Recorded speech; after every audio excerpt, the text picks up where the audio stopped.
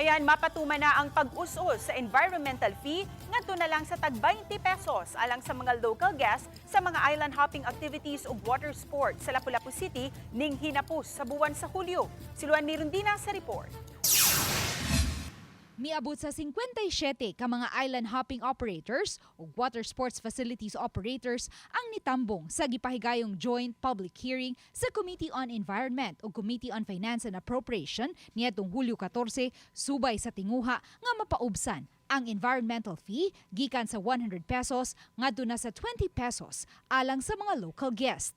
Apan alang lang kini sa mga registered boat operators nga mga mulupyo sa Lapu-Lapu City. Because of their economic loss lagi sa ilang giingon nga hinay na ang atong mga turista, so ato silang i-prioritize yun, no? Sa sesyon ugma sa konseho, iduso na nila ang committee report ug sa sesyon sunod semana tukiu na kini sa second reading alang sa final approval. Butang nga gikalipay sa mga island hopping operators sama ni Mark Ramirez nga mogamit og mga motorbangka sa Ulango Island alang sa iya mga guest. We expect daghan gyud tourist influx because of this good news. Nalipay mi sa decision sa atong Lapu-Lapu City government. Apan kay ang mga motorbangka nga gipanag-iya gayud ni Mark ana ama nag-operate sa Cordova nang hinaot siya ug ang ilang asosasyon sa Cordova nga unta himuon na lang nga patas ang 20 pesos nga environmental fee alang sa tanang mga local guest. Mag-guest man sila sa mga boat operator sa Lapu-Lapu o boat operator sa Cordova. Gipasabot ni Mark nga pareho ra man usab silang tanan nga mga boat operators nga nakatampo sa turismo sa Lapu-Lapu City.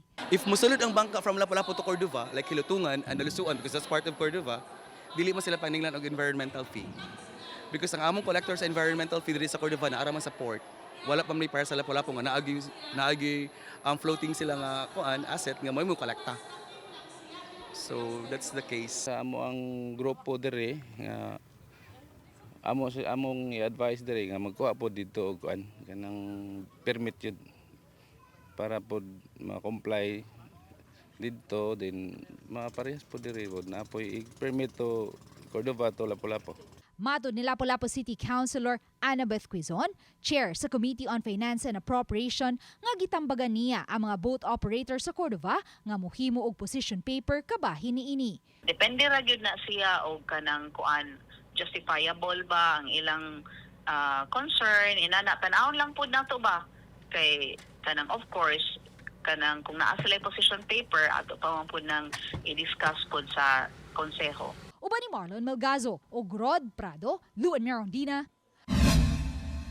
Balitang Bisda.